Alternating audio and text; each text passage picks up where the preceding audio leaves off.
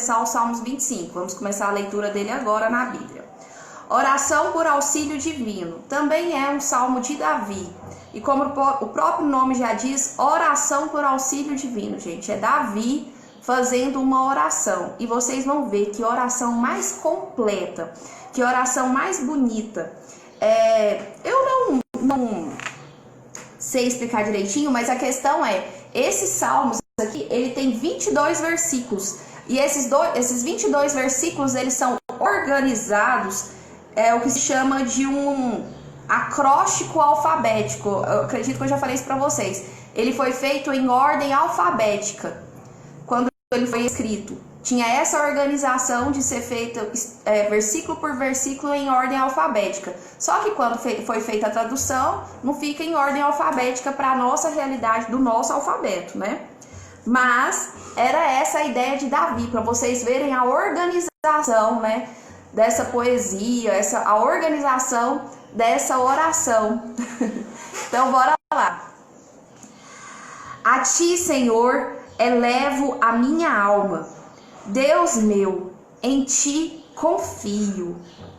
Não seja eu envergonhado, nem exultem sobre mim os meus inimigos, os que me odeiam. Porque Davi, né, tinha uma gama de inimigos. Com efeito, dos que em ti esperam, ninguém será envergonhado. Envergonhados serão os que sem causa procedem traiçoeiramente contra o próximo, né? Então aqui ele fala, Senhor, que eu não seja envergonhado, né? Venha em socorro à minha alma.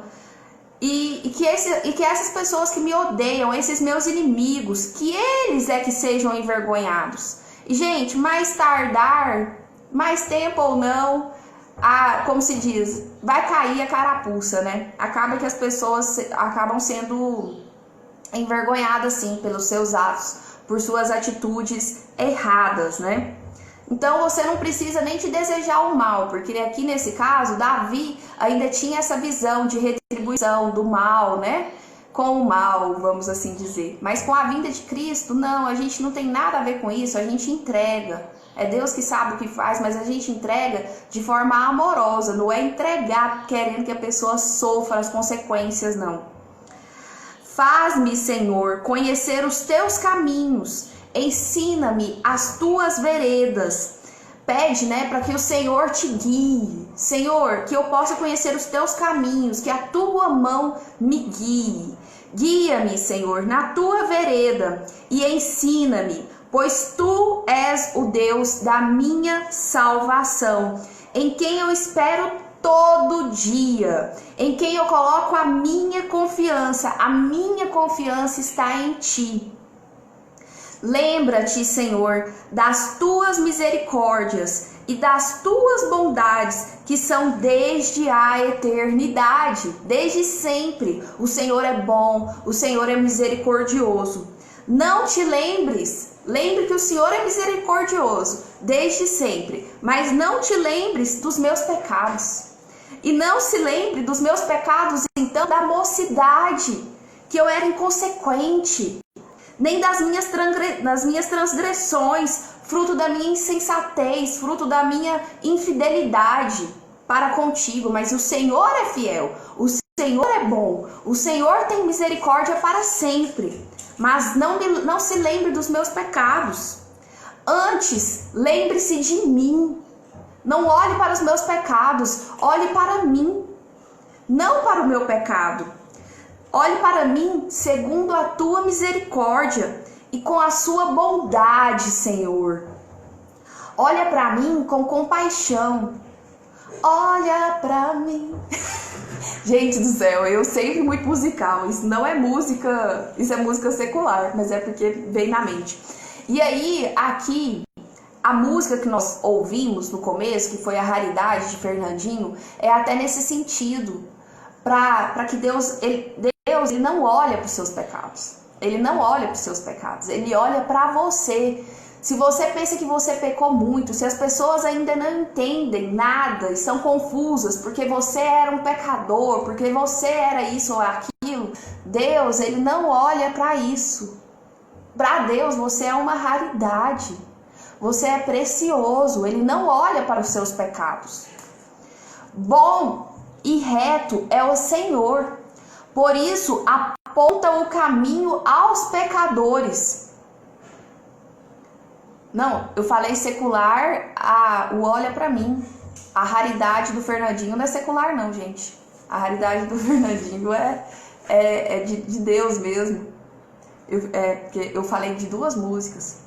Bom e reto. Não, na verdade é porque música nenhuma é secular. Eu acho que o Ricardo quis dizer isso. Tudo é obra de arte de Deus, né? Bom e reto é o Senhor. Por isso aponta o caminho aos pecadores. Bom e reto é o Senhor. Por isso ele aponta o caminho aos pecadores. Guia os humildes na justiça e ensina os mansos o seu caminho. Ensina a mansidão. Ensina para que você possa herdar a terra. Todas as veredas do Senhor são misericórdia e verdade para os que guardam a sua aliança, para os que guardam os seus mandamentos, que na nossa vertente, que na nossa atualidade foram unificados, né? Hoje o mandamento é amar. E os seus testemunhos para aqueles que guardam a sua palavra. Por causa do teu nome, Senhor, eu imploro. Por causa do teu nome, Senhor, eu imploro. Perdoa a minha iniquidade, que é grande.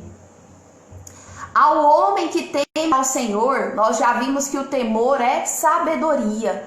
Ao homem que teme ao Senhor, que tem sabedoria, ele o instruirá no caminho que deve escolher. Deus vai te instruir se você for temente a Ele. Na prosperidade repousará a sua alma. Na prosperidade repousará a sua alma. Essa é a verdade de Deus para a sua vida. E a sua descendência herdará a terra. A intimidade do Senhor é para os que o temem. Tá vendo aqui uma coisa? Às vezes a gente fala, é preciso ter intimidade com Deus. Você tem que buscar intimidade com Deus. Mas se você não for temente a Deus, você não vai ter essa intimidade. A intimidade do Senhor é para os que o temem, para os que o obedecem, para os que o amam em fidelidade, para os que o amam com fidelidade, aos quais lhe dará a conhecer a sua aliança. Se você de fato tiver intimidade com o Senhor, for temente ao Senhor, você vai conhecer a aliança dele. Ele lhe dará, aliás, a conhecer a aliança dele. Os meus olhos se elevam continuamente ao Senhor, pois ele me tirará os pés do laço. Ele me tirará os pés da armadilha, do engano. É Ele que me salva, é Ele que me dá luz no meu caminho para que os meus pés não vacilem, para que os meus pés não venham cair aonde não pode, aonde não deve, nas armadilhas e nas ciladas do diabo. Volta-te para mim, Senhor, e tem compaixão, porque eu estou sozinho e aflito. Isso é Davi, gente, é Davi falando. Mas muitas das vezes sou eu falando, é você falando. Volta-te para mim, Senhor, tem compaixão, porque eu estou sozinho, porque eu estou aflito. Alivia-me as tribulações do coração, tira-me das angústias. Considera as minhas aflições, considera o meu sofrimento e perdoa todos os meus pecados e tem misericórdia de mim. Considera os meus inimigos, pois eles são muitos. Olhe para os meus inimigos, a quantidade de inimigos que eu tenho, que me abominam, que me odeiam com crueldade. E guarda-me, Senhor, e guarda-me. Guarda-me minha alma, livra-me, Senhor. Não seja eu envergonhado, antes seja o meu inimigo envergonhado, pois em ti eu me refugio. Então preserva-me, Senhor, a sinceridade, preserva em mim a retidão, porque em Ti eu espero, porque em Ti eu confio. Dai-me a graça, Senhor, de ser sempre guardado por Ti. Ó Deus, redime a Israel, redime a seu povo, redime a mim de todas as tribulações, redime a minha vida de todas as tribulações. Este aqui, gente, é um salmo de Davi, e você está percebendo aqui como ele está angustiado, como ele pede socorro divino. Deixa eu tomar meu café. Café com Alores. Ele pede de uma forma assim, né, calorosa mesmo, assim, um coração quebrantado. Davi tinha esse coração todo exposto a Deus, ele rasgava mesmo o coração para Deus. É o que nós também devemos fazer. Na hora que você está angustiado, você rasga seu coração para quem? Pequeno cidadão. Irmãos, nós temos sim que abrir nosso coração para Deus. Gente, eu falo esse negócio de irmãos, ontem eu estava até comentando com meu esposo. É uma gracinha, lógico, né? Mas Deus é alegre. Ele não quer que a gente fique aqui nessa lamúria, nessa tristeza. Nós estamos aqui estudando Salmos 25. Davi estava angustiado neste momento. Ele faz uma oração séria, pedindo auxílio divino para tudo que ele vinha sofrendo, pedindo para que Deus perdoe os seus pecados da mocidade. Pode até ter sido aqui, não sei se vocês conhecem, mas o relato ele pode ser que ele estava ali inquieto pelos pecados da sua mocidade. Um dos pecados foi o pecado com Betseba, né? Que era casada, ele adulterou, que ele acabou mandando matar o esposo de Betseba em campo de guerra, né? Em campo de batalha. Armou uma cilada ali para ele. Então, assim, Davi, ele teve esse deslize aqui, ele teve esse pecado, que pode ser por isso aqui que ele está aflito, mas não tinha como ele não estar aflito, porque as mãos de Davi, elas tinham muito sangue. Davi acabou travando muitas batalhas, muitas guerras, teve muitos inimigos, e em determinado momento ele teve o seu próprio filho Absalão como inimigo também dele. O próprio filho se voltou contra ele. Absalão já tinha matado o próprio irmão antes. Então, assim, é muito conturbada a história de Davi, inclusive em relação familiar, como Davi acabou sendo um rei muito bom. Ele acabou sendo um rei muito próspero, no sentido de devastar com os seus inimigos, de proteger o seu reinado, mas faltou um pouco de equilíbrio aí no que tange a família, porque ele acabou tendo algumas consequências que a gente percebe que foi por falta de zelo com a sua família. Então, assim, é necessário esse equilíbrio. E nesse momento aqui, ele está aflito pelos seus pecados, ele está pedindo para Deus o refluxo da bênção. Deus me livre desse negócio. Ele está pedindo para Deus te libertar, para Deus libertar ele de todos esses pecados cometidos na adolescência. Ele está pedindo para Deus, não olha para os meus pecados, não, olha para mim. Olha para mim, lembre da sua fidelidade para com a minha vida, para com a minha descendência, né? Lembre da tua aliança que o Senhor firmaste comigo. Então, assim, ele está se quebrantando mesmo, pedindo a Deus misericórdia, pedindo a Deus sabedoria, pedindo a Deus a sua justiça. Irmãs, lembra. Então, aqui, tudo isso que a gente vem pedindo, o que Davi vem pedindo aqui é o que nós temos que pedir para nossas vidas também, sabia? A gente tem que se quebrantar também a Deus, só que a gente tem que entender em que contexto isso aqui estava acontecendo. Então, isso que eu estou explicando aqui para vocês é o contexto da vida de Davi. Qual é o contexto da sua vida? Então, tenha sempre essa ótica, né? Tenha sempre essa visão. É o que eu sempre venho martelando aqui com vocês. Na hora de estudar a Bíblia, busque o olhar daquele momento. Busque o olhar, entender o que aconteceu de fato naquele momento. Gente, acabou essa história de abrir a Bíblia e falar o que Deus tem para mim aqui. Abrir essa palavra magicamente e achar que aquela palavra ao pé da letra foi para você. Não existe isso. Você tem que analisar o contexto daquela palavra. Você tem que analisar se isso foi antes de Cristo ou depois de Cristo, porque se for lei, se for alguma lei, isso não é comando para ti mais, sabe? Jesus veio e ele rompeu com essas leis. Jesus veio e ele acabou reduzindo tudo ao amor. E aí fica parecendo que é pouco, né? Para analisar se o amor vai ser pouco. Ele reduziu ao amor, gente, bem dizer, se ele reduziu ao amor, ele condensou tudo a isso.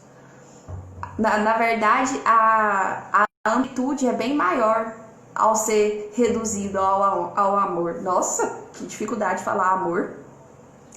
Mas a gente tem que sempre se centrar em qual contexto nós estamos falando.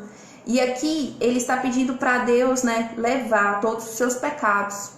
Inclusive, nesse momento, eu quero citar aqui para vocês, as escrituras, elas nos dizem que existem alguns pecados que foram numerados mesmo nas escrituras, que você encontra a menção deles nas escrituras. Aqui nós temos 7 pecados mencionados na escritura.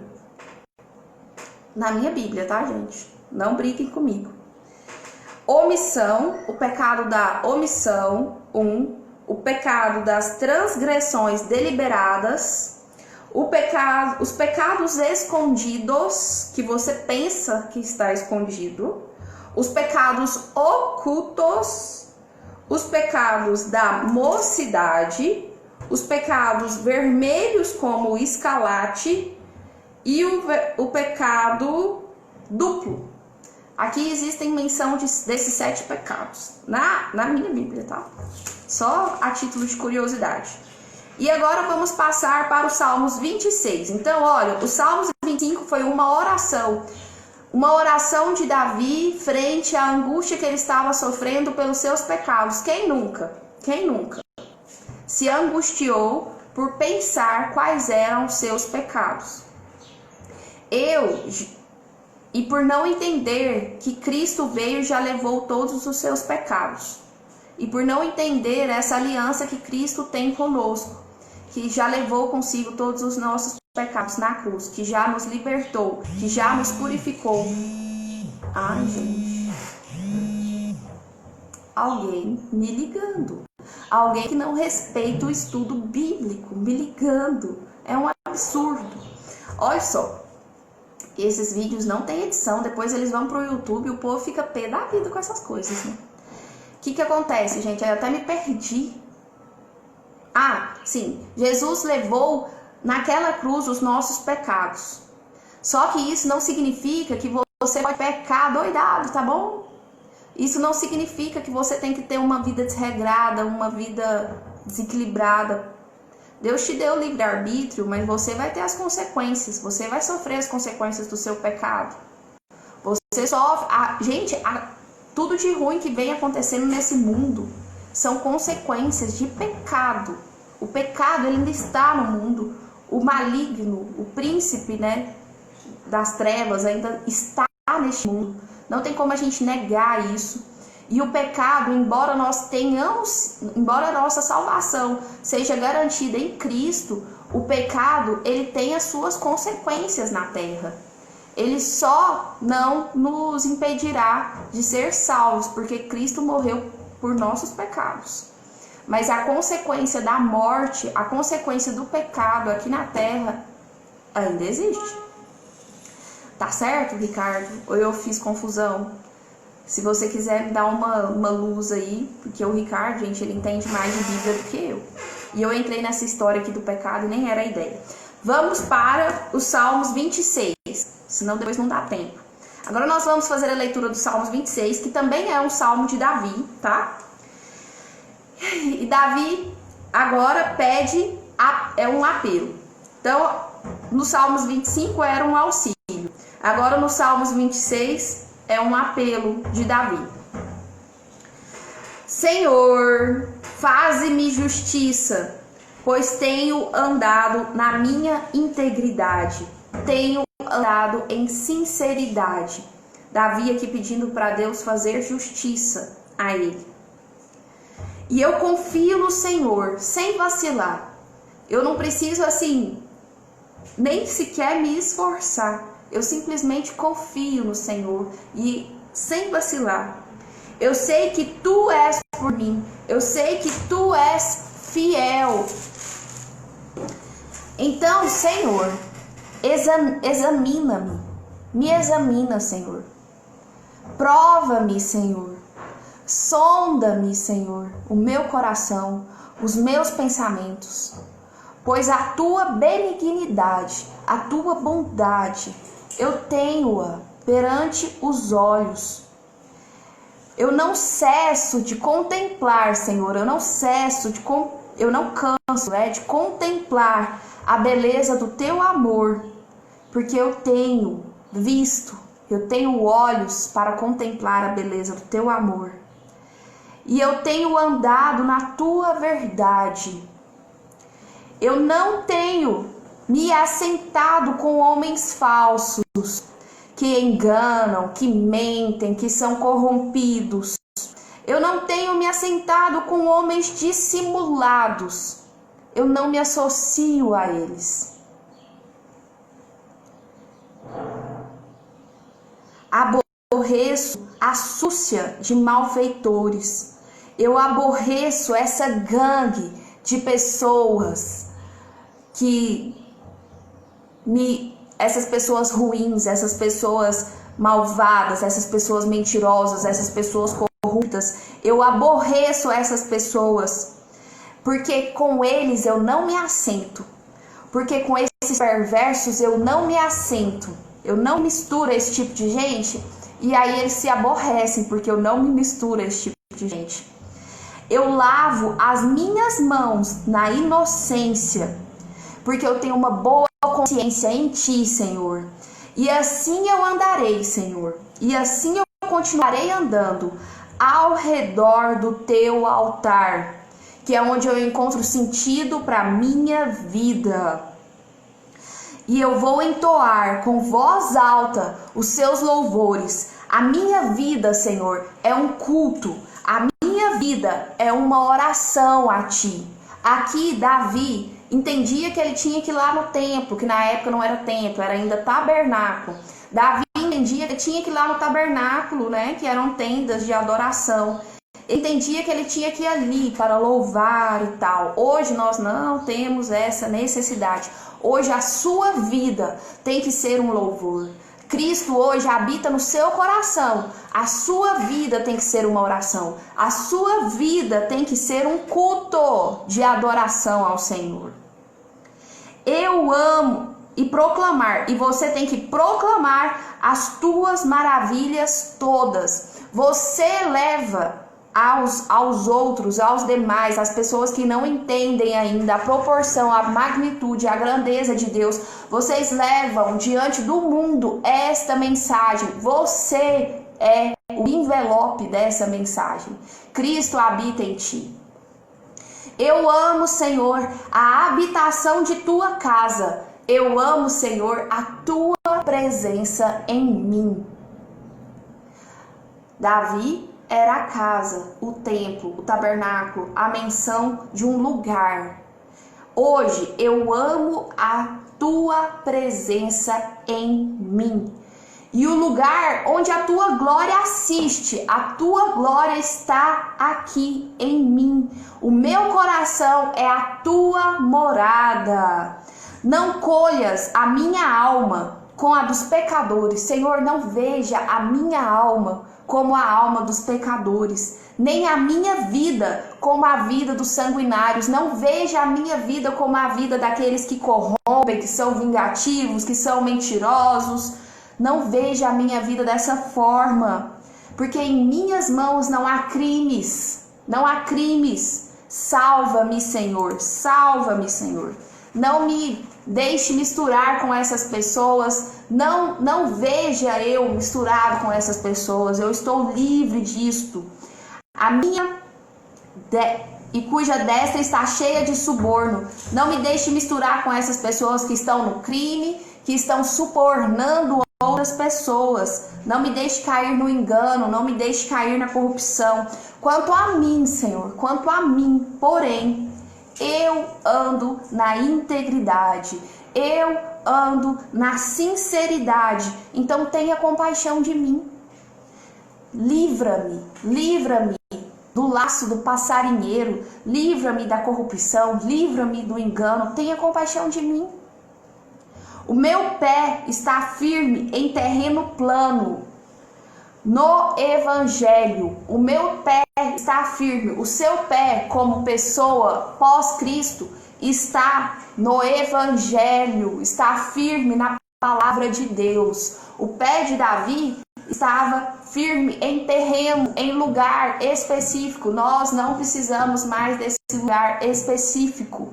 O nosso pé está firmado na palavra de Deus.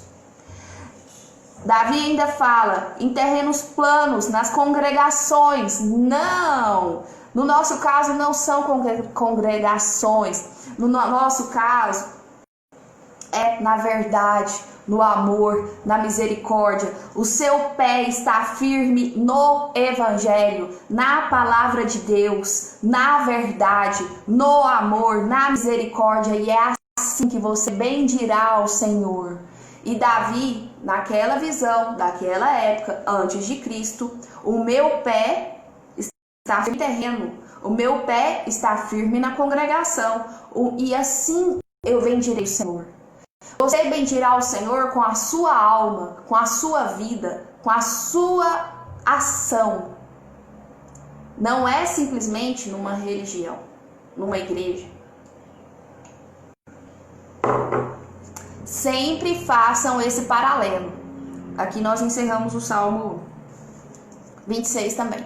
Sempre façam esse paralelo, esse passarelo, de analisar se isso está sendo falado antes de Cristo, porque depois de Cristo a visão muda totalmente. Nós estamos na nova aliança. Foi feita uma nova aliança de Cristo conosco. A partir da morte de Cristo, nós vivemos em nova aliança. Okay? Nossa, que ventania que deu aqui agora. Gente, esse foi o Salmos 25, Salmos 26.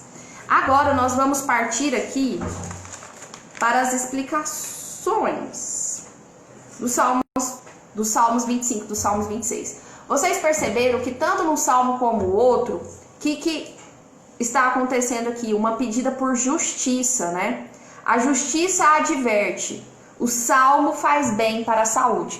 Vocês perceberam que Davi, ele abre o seu coração, ele se entrega, ele pede para Deus proteção, ele pede para Deus sabedoria, ele pede para Deus libertar ele de todos os pecados, para que Deus não olhe para os seus pecados. E ele sempre menciona Senhor, porque Senhor é a designação daquele povo, tá? Deus, em cada momento da história, ele é nos revelado de uma forma. E Davi tinha esse respeito, essa nomenclatura, ele designava Deus como Senhor.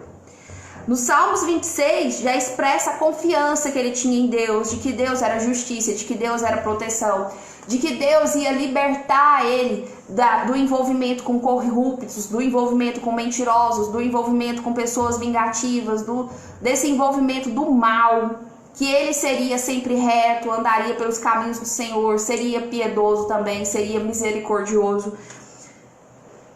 Porque ele entendia que Deus era a fonte de toda justiça, então que se ele buscasse sempre em Deus, se ele refugiasse em Deus, ele seria justo. Se você andar de acordo com a palavra de Deus, você será justo. Infelizmente, muito daquilo que a gente tem visto no mundo, né, que acontecia lá naquela época, aquela corrupção, aquela maldade, porque só era Davi aqui explicando que existia isso lá no tempo dele. Isso não existe no nosso tempo, né? Essa corrupção, essa maldade que existia lá no tempo de Davi, era fruto do fato de não saberem quem era a justiça. Quem conduziria pelo caminho da justiça? É Deus que te faz conduzir pelo caminho da justiça. É a palavra de Deus que te faz conduzir em campos verdejantes. A gente tem que se deixar ser conduzido pela palavra de Deus. E aqui no primeiro capítulo, gente, no capítulo de 25, o que a gente observa? Davi passando por uma crise. Davi, nesse momento aqui, ele estava passando por uma crise, né, em torno dos pecados dele, do que já aconteceu. Olha, isso já aconteceu comigo. Tipo assim, a gente, quando é adolescente, a gente tem um certo vacilo mesmo. A gente exagera, a gente acha que as coisas nunca vão acontecer com a gente. Não, e a gente pensa que Deus não tá vendo, né? Porque depois, quando você passa a ter um pouquinho mais de temor a Deus, você fica com vergonha das coisas que você já fez. E eu até já falei isso aqui pra vocês numa live um dia. Que uma vez eu tava assim, me sentindo muito mal, porque eu caí muito na farra e tal, e bebia. E aí, quando Deus me tocou, e eu tava me sentindo tão verme, eu tava me sentindo tão miserável, tão fragilizado, o que Davi tava se sentindo aqui, fragilizado, sabe?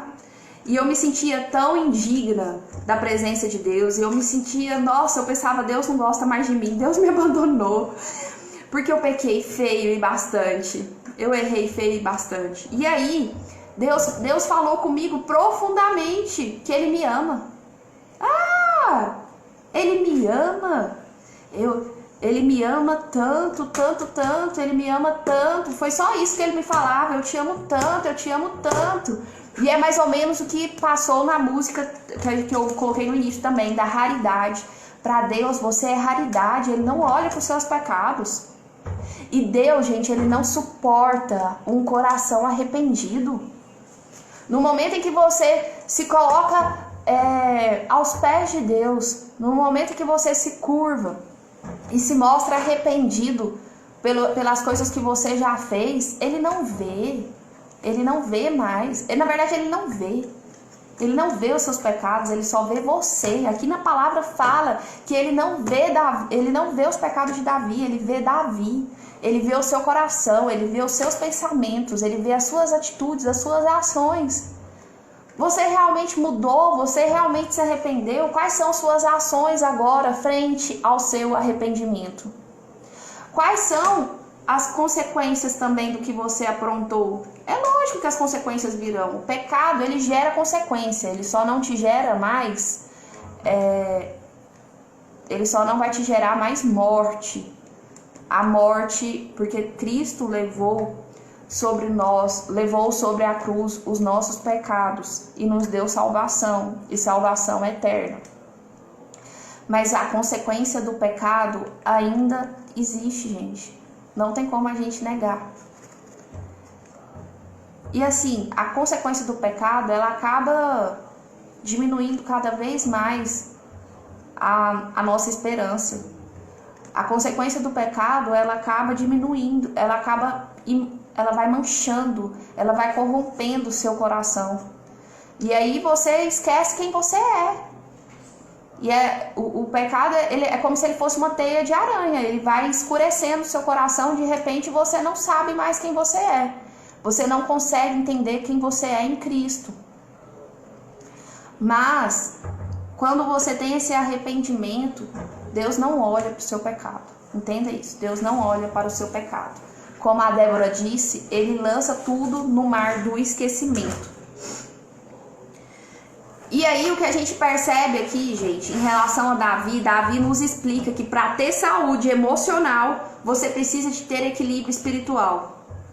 Ele se rasga na presença do Senhor, frente às emoções, de tudo aquilo que ele está sentindo, de todas aquelas tristezas que ele está passando, pelo questionar dos seus pecados. Ele não sabia que nós já tínhamos sido perdoados por nossos pecados, porque isso foi pós-Davi. Então, ele se rasga na presença de Deus, mas esse rasgar na presença de Deus, essa crise, essa fragilidade que Davi estava passando, fez ele descobrir que Deus o perdoava, fez ele descobrir o amor de Deus, fez ele buscar um equilíbrio espiritual. Às vezes a gente passa por essa crise, que não é Deus que quer que nós passamos, viu, gente? É consequência do nosso pecado. A gente passa por uma crise e essas crises nos aproximam de Deus. Fala se não é verdade. Olha essa crise que o mundo está passando com essa pandemia. E se isso não tem nos aproximado muito mais de Deus? Então, aqui fala que a justiça, o pecado, a culpa, a vida do passado, todos esses marcos problemáticos, se você não buscar equilíbrio, isso tem que ser resolvido dentro do seu coração em Cristo. Porque senão você vai ficar numa verdadeira doença emocional. Tá, e vamos agora, até ele pega e fala aqui, ó. Não enterre a cabeça como avestruz. Basta reconhecer com coragem e transparência a sua fragilidade, a sua falta de justiça e apresentar para Deus o que é bom, o que é justo, que você deseja ser perdoado, pois Deus é bondoso e misericordioso. Então mantenha a sua esperança em Deus. Débora disse, o pecado vai te afastando de Deus. Depois de um tempo você vai em si. Muitas vezes nos sentimos envergonhados em voltar. O pecado, ele nos gera essa culpa. Mas Deus está de braços abertos nos esperando. Sim, o filho pródigo, né? Me fez lembrar aqui agora. Que o Pai estava esperando. Ele não olha os seus pecados. Essa é a verdade. Então vamos para as perguntas. Agora, com o pastor Luiz Saião. O que foi que o salmista aprontou? Por que tantos inimigos? Porque ele tanto fala em pecado. Esse salmo é de Davi. E ele tem uma sensação de pecado e fragilidade ética. E o salmista, ele está lembrando de coisas da sua mocidade. Pode lembrar o erro que ele teve com Batseba ou qualquer coisa semelhante. Ele era mais jovem, por isso ele sempre recorda aqui dos pecados da mocidade. A sensação que temos ao ser sinceros conosco mesmo é que somos pecadores, que o problema é nosso mesmo e nos leva a buscar a Deus. Olha, o que foi que o salmista aprontou? Ele de fato aprontou na sua mocidade, ele de fato aprontou quando ele era um pouco ainda incoerente, um pouco ainda sem noção da existência de Deus em sua vida, assim, do temor a Deus na sua vida. E por que tantos inimigos? Porque ele acabou buscando essa quantidade de inimigos, né? Pela posição que ele se encontrava como rei. E por que ele fala tanto em pecado? Porque é aquilo que o coração dele estava cheio. Ele estava angustiado em razão desses pecados. Mas no momento em que ele se abre na presença de Deus e deposita em Deus toda a sua esperança, toda a sua expectativa de purificação dos seus pecados, ele se vê livre disso. Emocionalmente ele estava abalado, mas ele arregaçou o coração na presença de Deus. 2. O Salmos 25 enfatiza certos verbos como guiar, ensinar, instruir. Por que essa ansiedade de querer aprender alguma coisa? Davi aqui, ele reconheceu a sua fragilidade. Ele reconheceu que sem Deus, ele não faria as coisas certas. Então ele tinha sede, ele tinha fome de aprender cada vez mais com Deus. Ele tinha vontade de que Deus estivesse sempre em sua vida, guiando ele, ensinando ele, instruindo. Ele tem vontade sim de aprender com aquele que é o suprassumo da sabedoria. Então ele pede para Deus se instruir os seus caminhos, lhe trazer cada vez mais sabedoria para continuar o seu caminhar, para ele não se encontrar novamente nessa lamúria aqui, nessa tristeza de um coração corrompido pela dor do pecado. 3. Qual é... eu ia ler mais um questionamento aqui. 3. Qual é a relevância destes salmos para os dias de hoje? Será que tem relevância esse salmo para o dia de hoje? O que vocês acham? Vivemos hoje uma sociedade em função do relativismo. As pessoas hoje relativizam tudo. Tem muitos movimentos como se nada fosse pecado. Eu nem vou entrar mais a fundo. Como se nada fosse errado. E a gente acaba fazendo com que o mundo viva uma verdadeira crise. O mundo hoje está numa verdadeira crise. O mundo hoje está corrupto. O mundo hoje está ausente de justiça. E por quê? Por falta de clareza divina. Por falta de clareza divina. As pessoas perecem por falta de entendimento. Por falta de entendimento da palavra. Por falta de entendimento do evangelho. Gente, o que acontece nesse mundo é falta de compreensão, é falta da clareza de Deus, é falta da sabedoria, é falta desse conhecimento da existência de Deus em seu coração, é falta desse cuidado, é falta desse zelo. Se Deus está em mim, eu tenho que cuidar, eu tenho que zelar. Mas as pessoas não têm esse conhecimento e aí elas banalizam, aí elas relativizam tudo nesse mundo e aí elas são corrompidas e são corruptos. Aí elas são vingativas e são vingadores. Aí essas pessoas relativizam todas as coisas, não sabem mais o que é princípio de Deus, não sabem mais o que é certo, o que é errado, não sabem mais o que é justiça divina, não temem a Deus. Por isso que a gente vive essa anarquia, por isso que a gente vive essa crise mundial em todos os sentidos, em termos de princípios, em termos de valores, por falta de clareza do que é certo e do que é errado dentro da palavra de Deus. Por isso que a gente tem que buscar cada vez mais compreensão, porque o que mais tem aí também é gente balela falando que Deus disse isso ou que Deus disse aquilo e na verdade não é nada disso. E você não sabe nem distinguir o que é certo e o que é errado, porque você mesmo não busca na fonte. Então busque compreensão na palavra, busque entender o que é certo e o que é errado, busque discernimento diretamente com Deus. Não fique esperando ninguém te falar, não.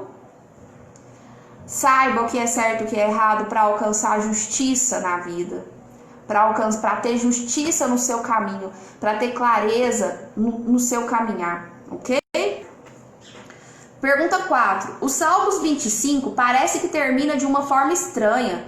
Ele fala da situação particular dele de repente sobre Israel. Que final é esse? Neste momento aqui, ele pede por Israel e depois ele pede por ele. É porque a fala, gente, é poética. Quando você usa aqui a expressão, ele usa a expressão Israel, inclusive trazendo para o nosso tempo, quando fala em Israel, fala do povo, fala de mim, fala de você, fala do próprio Davi. Então por isso que tem essa mistura. Não é incomum, isso é muito comum dentro da Bíblia, de ter essa nota litúrgica desse jeito, esse raciocínio de falar de Israel como se fosse eu, de falar de Israel como se fosse Davi, de falar de Israel como se fosse o povo. Então tem essa mistura assim. A gente não é incoerente falar do povo de Israel, falar de Israel e ao mesmo tempo falar de Davi em si, compreendido da mesma forma, uma linguagem poética. Pergunta 5. Orgulho ou coerência de vida? Como devemos ver o salmista do capítulo 26? Olha, aqui Davi, ele se posiciona como alguém que tem andado no caminho da retidão, como alguém que tem entendido a palavra de Deus, a sabedoria de Deus, as instruções de Deus. Isso não é orgulho, isso é coerência de vida. Ele era coerente no caminhar dele. No Salmos 25, ele está pedindo perdão, ele está pedindo misericórdia pelos pecados da mocidade. Ele está angustiado pelos pecados cometidos. Mas no Salmos 26, ele já reconhece quem ele é em Deus. Ele já reconhece que ele tem sim buscado sabedoria e ele já tem sim essa sabedoria e ele já tem encontrado clareza no caminhar dele. Então aqui não é uma falsa modéstia, não. Ele de fato tem encontrado tudo isso, ele de fato, como o Ricardo acabou de dizer, ele quebrantou o seu coração, ele não despreza o Senhor na sua vida e ele consegue sobressair. No Salmos 25 ele estava muito chateado, muito triste. No Salmos 26 ele consegue sobressair de toda essa miséria que ele se encontrava, pelo menos emocionalmente, pela cobrança de tudo aquilo que ele tinha feito. Então aqui ele está sendo sincero, ele está mostrando para Deus que ele é frágil sim, sem Deus. Mas com Deus ele já pode todas as coisas. Ele tem essa compreensão, mas ele não está sendo orgulhoso. Ele tem uma postura de humilde. Ainda assim ele é humilde na presença de Deus. O que não dá para ser, gente, é você saber que você tem todo esse poder em Deus e virar para Deus e falar, coitadinho de mim. Não, você não é um coitadinho tendo Deus na sua vida. Você é poderoso mesmo. Power man, power girl. Você tem que tomar posse sim desse poder que você tem em Deus. E não vem com essa história de comiseração pra cima de Deus, não, querendo se portar como eu sou humilde, porque não é isso. Deus tá vendo seu coração, Ele sabe se você tá sendo realmente humilde ou se isso é uma falsa modéstia, tá bom? E agora vamos para a conclusão com o pastor Luiz Saião. Rimas e rimas, porque o pastor Luiz Saião também gosta muito de rimas, ele é todo metido a poeta. Então vamos lá, justiça na vida, justiça no coração, é isso aqui. A explicação dos Salmos 25 e 26. Justiça na vida, justiça no coração. E faz muito bem para a saúde daqueles que se preocupam com a justiça. Como podemos observar, os dois elementos que vão destacar aqui no estudo de hoje é exatamente a justiça que vem de Deus. A justiça que vem de Deus, não é do STF, graças a Deus. Quando somos perdoados por Ele, a justiça que vem de Deus, quando somos perdoados por Ele, Deus é justo, né? A justiça, Deus, ainda bem que Deus é justo. A justiça no coração que vem através do perdão. A justiça que vem no seu coração, através do perdão. O coração perdoado, ele deve produzir uma vida de justiça, uma vida coerente. Não se esqueça. Davi, no Salmos 25, estava se sentindo o pecador. Ele foi perdoado e no Salmos 26 ele já mostra a coerência de um coração que se é perdoado. A coerência de uma pessoa que agora vive na justiça de Deus, de quem recebeu a justiça de Deus. A coerência de quem vive na justiça de Deus, que vive em seu caminho com essa clareza do que é certo em Deus. Ok, irmãos? Terminamos nosso estudo de hoje. Não se esqueça do que foi dito aqui. Confesso que hoje eu fiquei um pouco dispersa. Não sei se vocês perceberam isso. É porque eu fico aqui querendo olhar os comentários, aí eu vou ficando meio dispersa, eu tenho que parar de olhar. Tá, vamos ver aqui se teve alguma dúvida. Algum comentário. Bom dia, tomando café também. Em viagem. Transborda aí, líder. Gerson disse. Bastos. É secular, não? Olha pra mim, Senhor. Toque no altar. Não, Ricardo, a música que eu lembrei foi aquela assim, ó. Olha pra mim. Nananana. Um pagodinho. Você acredita? Não foi essa, olha pra mim aí, não. Na hora, no meio da oração, eu lembrando de música secular, isso eu disse. Girlene Neves entrou. Irmãs e membra. Irmãs. Miga, sua louca, tem mentoria às 10, hein? Justamente, por isso que nós viemos fazer um estudo às 9. Porque tem mentoria às 10 horas. Ele lança tudo no mar do esquecimento. A Débora disse, valeu, viu, Débora? Você ajudou bastante aqui no estudo hoje. O pecado vai te afastando de Deus, depois de um tempo você vai em si. Muitas vezes nos sentimos envergonhados, em volta. O pecado gera culpa, mas Deus está de braços abertos nos esperando. Minha tia Celia entrou. Bom dia, tia. A Gleide entrou. Mãe 459. Salmo 51, 17. O Ricardo disse, o coração quebrantado e contrito não desprezará o Senhor. Quebrar esse coração, né? Meu esposo fala muito isso, que Deus não suporta um coração arrependido.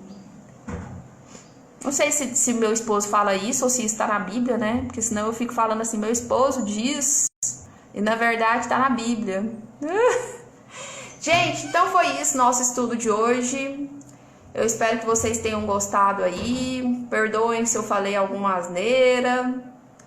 E eu aceito sugestões, correções, tá bom? Podem mandar aí para nós no privado. Amanhã nós iremos estudar. Amanhã nós não iremos estudar. Nós estamos fazendo o estudo de segunda a sexta, né? Eu já ia me esquecendo. Amanhã não. Na segunda-feira nós iremos estudar os Salmos 27 e os Salmos 28. O tema é: o seguro não morreu de velho. Interessante, né? Se ficarem curiosos, é só colar aqui na segunda-feira. Se Deus quiser, na segunda-feira a gente volta às 10 horas da manhã, tá? Hoje nós passamos para 9 horas por conta dessa mentoria do Pablo Marçal às 10 horas da manhã. Pablo Marçal, ele quebra nossas pernas. Quando, quer dizer, ele ajuda, mas às vezes ele quebra. Se a gente tem algum compromisso na internet, a gente tem que desmarcar para se adequar à agenda do senhor Pablo Marçal. É demais, né? Senão o povo aqui nem aparece. Gente, então foi isso. Beijo, beijo. Fiquem com Deus. Vai cuidar da sua vida. Eu vou tomar meu café da manhã. Fiquem em paz. Beijo da titia. Tia, aqui eu sou tia.